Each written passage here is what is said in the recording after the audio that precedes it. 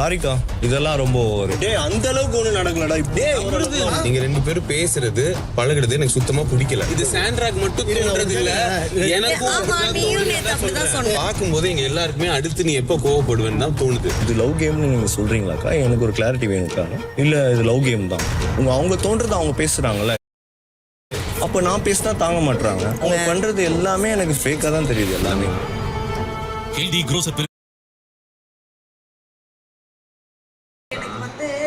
அவ பேசுனது எல்லாமே வந்து நீ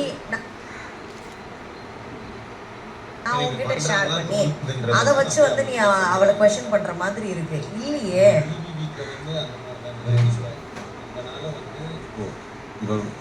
தகாத வார்த்தைகள் பயன்படுத்தல, கரெக்டா பின்னாடி போய் பேசுனாங்கன்னு சொல்லியிருக்கான்.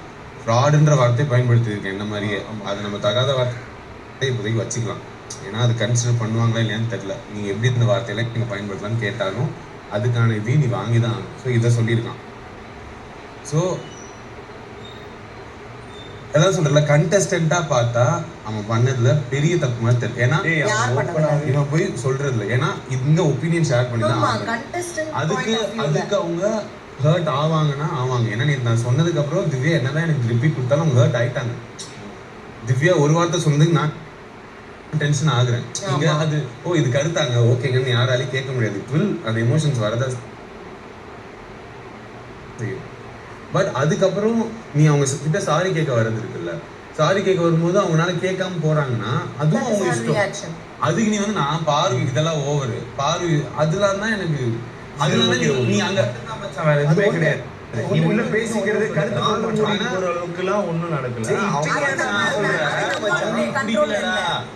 எனக்கு ஏன் நேற்று விளையாடுறாங்கடா திவ்யா வந்து என்னை பார்த்துட்டு மூஞ்சில் அடிக்காம விளையாடுங்கன்னு தான் சொல்றாங்க. அதை இவர் ஈஸியா எடுத்துக்கிட்டாரு, நீங்க ஏன் ஈஸியா எடுத்துக்கலான்றாங்க. எனக்கு நீ ஏன் அப்படி நோட்டேட் பண்ண தோணிடுச்சு. இப்போ நீ சாண்ட்ரா கிட்ட இப்படி பேசுறது இப்போ பிரச்சனை ஆயிடுச்சு. சாண்ட்ரா இப்படிலாம் பண்றாங்கன்னு தெரிஞ்சு நீ நடுவில் நீ பேசிட கூடாது. இப்போ நல்லா தான் பேசிட்டு இருக்க, நல்லா பேசிட்டு என்ன போக்கா பேசிட்டு அங்கே அறுத்துட்டு இருக்கும் போது நல்லா தான் பேசிட்டு இருக்கேன். அப்போ பேசிட்டு இருக்கும்போது திடீர்னு குத்துற மாதிரி ஒன்று சொல்ல தான் உங்களுக்கு வந்து அந்த இதுவா ஹர்ட் ஆகுது. ஏன்னா அப்படி என்ன பண்ணி பேசிருக்க கூடாது. இப்படி பண்ணீங்களா, இப்படி நீங்க இப்படி பண்ணீங்க, நீங்க பண்ணது எனக்கு பிடிக்கல அப்படின்னு மூஞ்சி மாதிரி பேசிட்டு பேசாதையோ இல்ல எப்படியா இருந்திருக்கலாம். நீ அதான் நீ பேசுறது இல்லையா, எனக்கு ஒண்ணு புரியல. நீ வந்து சாஃப்டாவும் பேசிட்டு அதுக்கப்புறமேட்டு இந்த விஷயத்த மனசுல வச்சுட்டு ஒரு லைட்டா குத்துற மாதிரி பேசும்போது அவங்களுக்கு அது அதனாலதான் அவ வந்து சொல்றா நீ இந்த அக்கான்ற மோட்ல வந்து என்கிட்ட பேசாத அப்படின்னு சொல்லிட்டு. புரியுதா? அது என்னமோ அந்த சொன்ன மைண்ட்ல வச்சுட்டு நீ பேசுற மாதிரி இருக்கு. இல்லை கேல்குலேட்டிவாக பார்க்கும்போது அவங்க பண்ணுறது வந்து நான் ஒன்றும் பண்ணல. ஆனால் அவங்க என்ன லவ் கேம் பேசுனது இப்போ எனக்கு ஹர்ட்டாக தான் இருக்குது. அதனால நான் பேசிட்டேன், அவ்வளோதான். அதுக்கு வந்து ஃப்ராடுன்னு பயன்படுத்துறதுக்கு மட்டும் நான் வந்து சாரி கேட்டுப்பேன் அவங்ககிட்ட. சாண்ட்ரா இதுதான் சாரி கேட்டுக்கிறேன். மற்றபடி என்னால் இது பண்ண முடியாது. என் கருத்து அது. என்னை சும்மாவே சொல்லிட்டு இருக்காங்க, அப்போலேருந்தே சொல்லிட்டு இருக்காங்க. ரெண்டு பேரும் வந்து இது பண்ணுறீங்க அது பண்ணுறீங்க. எங்களுக்கே தெரியாமல் தான் நாங்கள் வந்து இது பண்ணிட்டு இருக்கோம். அவ்வளோ சண்டை வருது, திடீர் பேசுகிறோம். இது தெரியாமல் நடந்தது எங்களுக்குள்ள. அவங்க சம்டைம் எக்ஸ்ட்ரீம் பண்ணிடுவேன், நான் சம்டைம் எக்ஸ்ட்ரீம் பண்ணிடுவேன். அதெல்லாம் எங்களுக்குள்ள நடந்துட்டு தான் இருக்குது. ஆனாலுமே வந்து நான் பெருசாக வந்து யார்கிட்டையும் ஷேர் பண்ணுறது இல்லை. சின்ன சின்ன இதுதான் நான் ஷேர் பண்ணுவேன். மேபி இவ ஷேர் பண்ணிக்கலாம் எனக்கு தெரியல. பட் ஆனால் ஷேர் பண்ணாலும் அதை வந்து பயன்படுத்திக்கிட்டு எல்லா இடத்துலையும் வந்து என்னை அட்டாக் பண்ணுற மாதிரி எனக்கு தோணுது.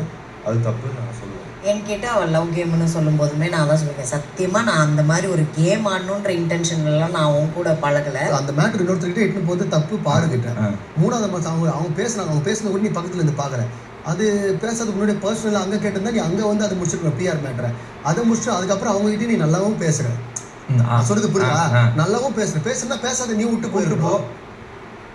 நல்லாவும் பேசிட்டு காய்கறியா இருக்கும்போது அப்படி சொன்னா எனக்கு அப்படி இல்லை. என்னன்னா இப்போ நீ எனக்கு உனக்கு சண்டை, மச்சான் எனக்கு அவங்களுக்கு சண்டை, நான் வந்து ஆறுதல் ரெண்டு வார்த்தை சொல்லதான் செய்வாங்க. திருப்பி ஏன் நீ ஆறுதல் சொன்னேன் அப்படின்னா இது எனக்கு கமருதன் பேசும்போது அப்ப பாரு பக்கத்துல இருந்து ஒண்ணுமே சொல்லல. கமருதன் சொல்லல. அதுக்கப்புறம் தான் அவங்க பேசாத, வார்த்தை விடாத, அமைதியாருன்னு சொல்லல. அப்படின்னு எதோ சொல்லிச்சு. ஆனா ஏதோ சொல்லிச்சு, நான் ஏதோ யோசனை பண்ணி கேட்டுப்பேன். இப்ப பேசுறத நான் கேட்டுக்கிறேன். அதுக்கப்புறம் ஒரு சாயந்தரா கேட்கறாங்க, ஐயா நீனா பக்கத்துல உட்காந்துட்டு நீ எதனா இது பண்றியா? நானும் கேட்டேன். ஆமா நீ பக்கத்துல உட்காந்துக்கிறீ, நீ இதுல இருக்கிற நீ கேட்க வேண்டியதானே. நான் கேட்ட பாருவேன். நான் தான் கேட்டேனடா, நான் தான் அது விடுன்னு சொன்னேன்டா அப்படின்னு. நான் சாண்ட்ராக்கு முன்னாடியே சொன்னேன், சபரி இதுல நீ தலையிடாத, ஏன்னா அவங்க ப்ரிடிக்ட் பண்ணிக்கவே முடியல. சண்டை போட்டுக்கிறாங்க, நாளைக்கு நம்மள கூட இப்போ நீ அழுதுட்டு நான் அழுதுட்டு உங்ககிட்ட வந்தானே என்ன சொல்லுவேன், 4 வார்த்தை ஆறுதலாக சொல்லுவேன். அதை வச்சுக்கிட்டு நான் அவளையும் தான் சொல்லுவேன். இவ வந்து இவகிட்ட எல்லாத்தையும் கேட்குறா, இவ ஆறுதலாக சொல்கிறா. அதை கொண்டு போய் லிவிங் ஹாலில் வந்து நாமினேஷனில் என்ன சொன்னாங்க பார்த்தியா, நீ வந்து இவனை தப்பாக ஏற்றி விடுற அப்படின்னு. நான் அப்போவே அவகிட்ட சொன்னேன், நீ அவகிட்ட பழகு வை, அதுக்கு அந்த பிரச்சனைக்குள்ளே இன்வால்வ் ஆகாதன்னு நான் சாண்ட்ரா கிட்டேயும் சொன்னேன், கேட்கல. இல்லை என்னன்னு அவன்கிட்ட நீ நம்ம நம்பனா அவன்கிட்ட பேசுற. ஆமா ஆமா தொடங்குறா டேய், அவன்கிட்ட நம்ம என்ன பேய் இவன்கிட்ட அவன்கிட்ட பேசுங்கிறதா நம்மளுக்கு வேலை இங்க. நான் தெளிவா சொன்னேன். அவன் எப்படின்னா அவங்க பேசிக்கிட்டான் அவங்க வேலையை, நம்ம எதுக்கிட்ட போய் பேசணும்னா இவங்களுக்கு பேசினா அவங்களுக்கு எனக்கு வந்து அது கிளியர் அவுட் ஆயிடுது. நிறைய வாட்டி வந்து சாண்ட்ரா கேட்குறாங்க நிறைய வாட்டி நீ சொல்லியிருக்க. ஸோ இட்ஸ் லைக் அது எனக்கு எப்படின்னு தெரில. ஒருத்தரை பற்றி இப்போது வினோத்லாம் வந்து சொன்னால் ஒரு வாட்டி சொன்னான், இதெல்லாம் பண்ணாத, நீ விஜய் டிவியில் இருக்க, இதெல்லாம் ஒரு இதுவா, நீ வந்து இந்த ஃபீல்டெலாம் ஒரு இதுவா, அதெல்லாம் வேண்டாம், கேம் ஃபோக்கஸ் பண்ணு அப்படின்னா நான் மறுபடியும் பேச அவனும் அண்டர்ஸ்டாண்ட் பண்ணிக்கிட்டான். ஓகே ஏதோ இருக்குது அப்படி ஃப்ரீயாக விட்டுடலாம் அப்படின்னு அவன் எதுவுமே கேட்கவே இல்லை. அதுக்கப்புறம் அந்த மாதிரியாவது விட்டுடலாம். அது ஆனால் ஏதாவது ஒன்று சொல்லும்போதே நெகட்டிவாகவே சொல்கிறது அவங்களோட சாய்ஸு. போய் கேட்குறது வந்து உன் தப்பு அப்படி சொன்னால் கூட, பட் ஆனால் சொல்லும்போதே வந்து ஏன் அப்படியே சொல்லணும், லவ் கேம் நிறைய வாட்டி வந்து நானுமே ஒரு பவுண்ட்ரி செட் பண்ணியிருக்கோம். அக்கா நீங்கள் ரொம்ப ஓவராக பேசுகிற மாதிரி இருக்குன்னு நானும் செட் பண்ணியிருக்கோம்.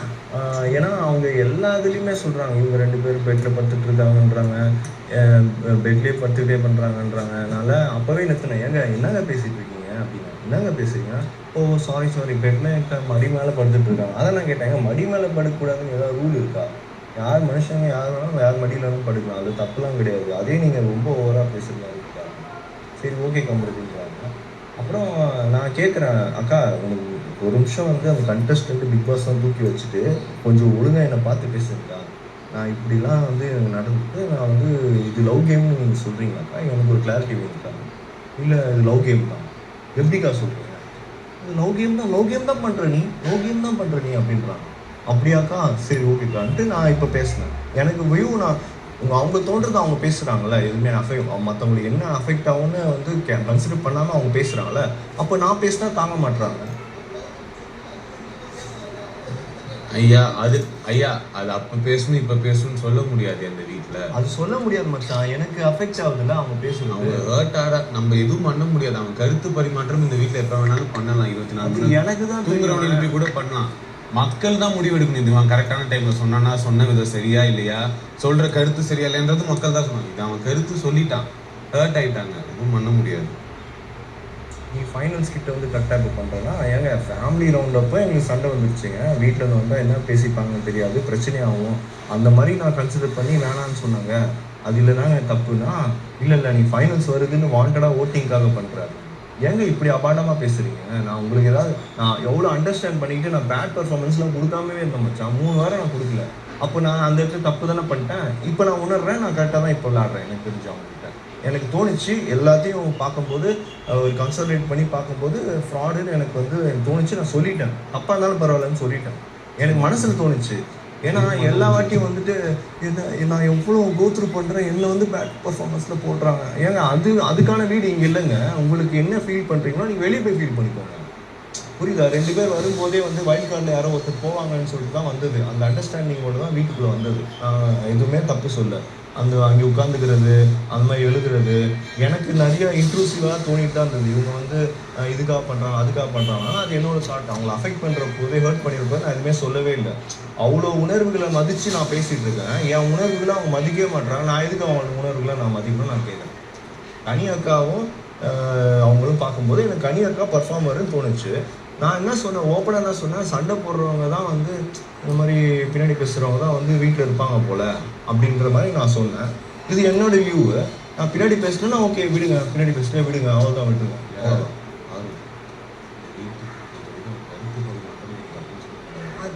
சொல்ற விதம், சொல்ற இடம், எதுவும் நம்மளால எதுவுமே சொல்ல முடியாது. பாரு,